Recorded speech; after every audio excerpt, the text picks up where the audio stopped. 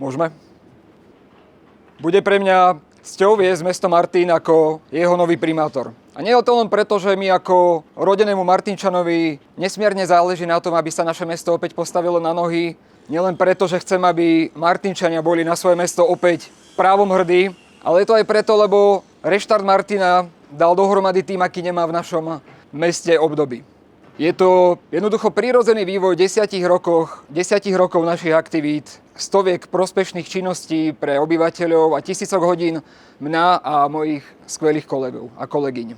Budeme kandidovať ako nezávislí, lebo my sme politicky nezávislí ľudia, nežiadame ani nepotrebujeme podporu žiadnej politickej strany, nepotrebujeme mať nad sebou nejakých stranických šéfov v bratislavských centrálach, aby nám rozprávali, čo máme robiť a čo robiť nemáme. To vieme my najlepšie a to vedia najlepšie Martinčania. A treba povedať, že taký ten kvázi experiment so súčasným primátorom, so súčasným vedením mesta jednoducho žiaľ nevyšiel. Mesto úplne na oka to upadá, chradne, ľudia sa mu otáčajú chrbtom, práce ubúda a bývania nepribúda. A možno by som poprosil aj grafy, nech máme konkrétne štatistiky k týmto veciam.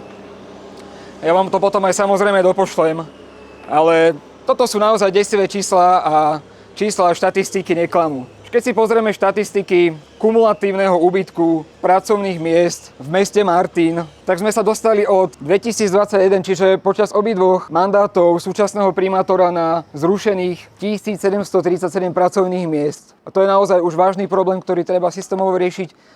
Nezaznamenali sme žiadne úprimné systémové riešenie zo strany primátora vedenia mesta.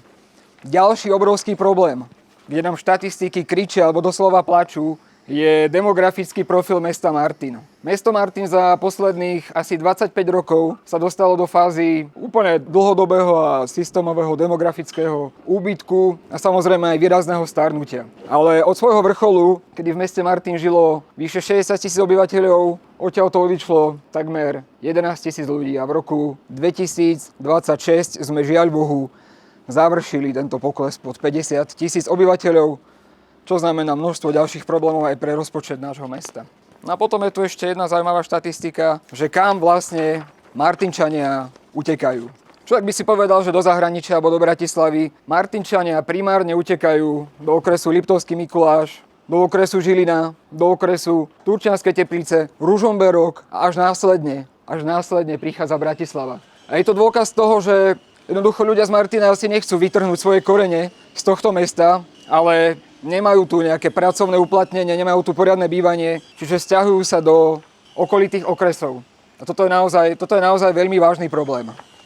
A preto sme si aj stanovili 5 dôležitých priorít, ktorým sa budeme silno venovať a ktoré budeme presadzovať. A som presvedčený, že vďaka tomuto skvelému tímu v nich budeme aj úspešní. Prvá je dostatok práce, dostatok bývania pre rodiny. Tretia je opravené mesto. Jednoducho mesto nemôže vyzerať tak, ako Martin vyzerá posledné roky. Štvrté je férová parkovacia politika. No a piaté je dostatočne dôležité postavenie mesta Martin v rámci Žilinskej župy. Počas kampane, ktorá nás čaká, budeme tvrdo pracovať na tom, aby sme sa stretli s čo najväčším počtom Martinčanov a Martinčaniek a budeme pracovať aj na najlepšom možnom programe pre Martin, aby sme sa hneď po voľbách mohli pustiť do práce. No a prečo som presvedčený, že to zvládnem a že v tom budeme úspešní, je tento skvelý tím a dovoľte mi, aby som ich menovite predstavil.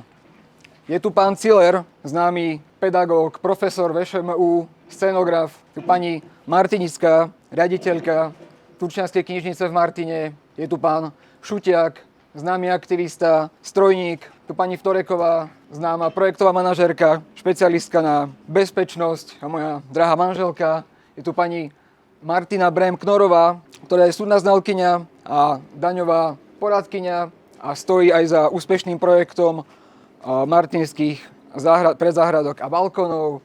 Je tu pani Zubercová, ktorá je poisťovacia poradkyňa a tiež stojí za veľmi zaujímavým a úspešným projektom Oživme Martin so Zuzanou Ďurkovič-Zubercovou.